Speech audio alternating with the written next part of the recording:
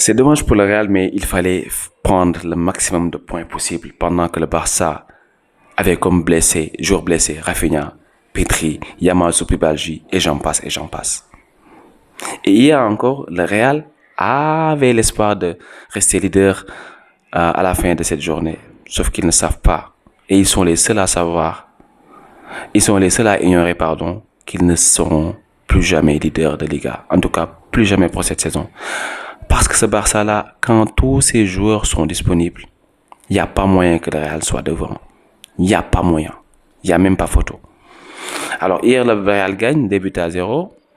Leader provisoire de Liga, sauf que ça n'aura pas duré 24 heures. Le Barça fait la formalité. Victoire contre le Real Oviedo, 3-0. Une victoire facile contre une équipe quand même en situation de relégable. Un match qui s'est avéré être très très compliqué en première période parce que le Barça sans Pedri, c'est un autre Barça. Malheureusement, il est blessé pour, je sais pas, peut-être un mois. Ça va être très très compliqué de jouer sans lui, d'autant plus que c'est notre meilleur joueur, sincèrement. C'est le joueur qui est le plus important au Barça, c'est Pedri.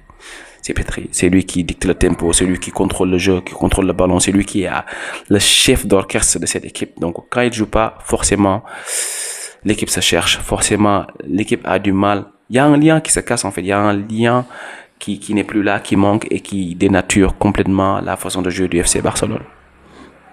Donc, information peut-être à garder ou bien à retenir dans cette soirée, c'est la première titularisation de Joao Cancelo qui revient au club après 2 ans ou bien 1 an et quelques.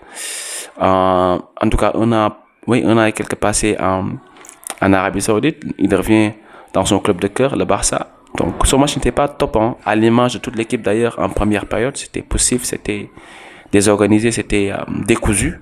Donc voilà, il a fait ce qu'il a pu et c'est normal de jouer de la sorte pour sa première titularisation.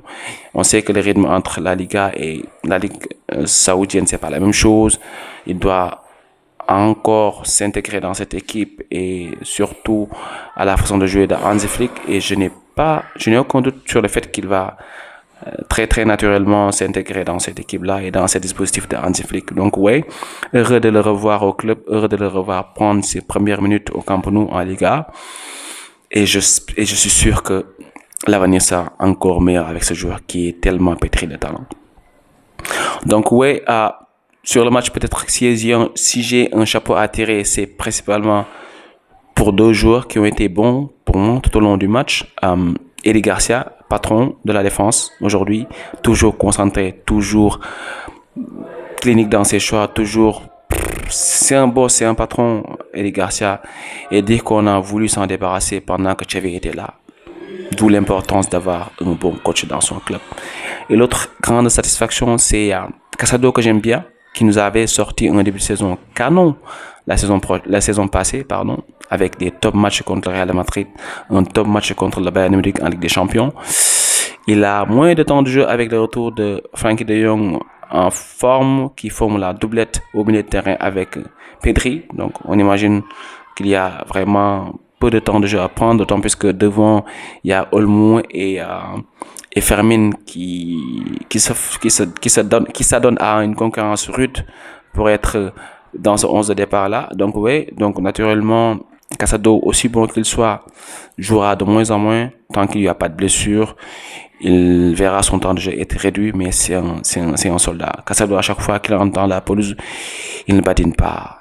Il se bat comme un petit diable. Il court partout, il récupère des ballons, il grappille des ballons, il joue, il est technique, il est bon. Moi, j'aime bien son profil en fait. Et je pense que le coach devrait davantage lui donner des minutes. Peut-être dans les matchs où il faut reposer les cadres, il faut reposer un De Jong, un Petit, par exemple, pour éviter qu'il ne soit blessé. Donc, c'est la deuxième blessure de Pedri cette saison. Ça commence à faire beaucoup. Il a été blessé pendant un mois, il y a un mois pile poil, il était revenu de blessure. Là, il rechute encore. D'après les infos que j'ai, il sera out pour un mois. C'est quand même beaucoup pour un joueur aussi important dans le dispositif du Barça.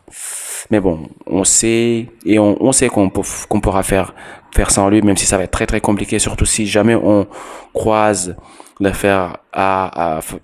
on croise une équipe de qualité, même une équipe de seconde zone, c'est compliqué sans Pedri, parce que c'est lui le noyau du jeu du FC Barcelone.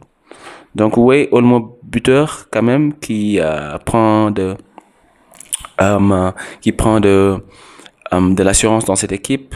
Rafinha qui aussi est buteur. Donc deux premiers buts du Barça causés par le pressing à l'origine, qui est à l'origine de ces deux buts. Le premier amorcé par Lamine Yamal dans la surface adverse, le défenseur qui dégage mal le ballon, récupéré par Olmo qui fait une passe, pas une passe mais une frappe qui rase le poteau et qui rentre, 1-0. Quelques minutes après, 5 minutes après, Rafinha, presque comme pas possible.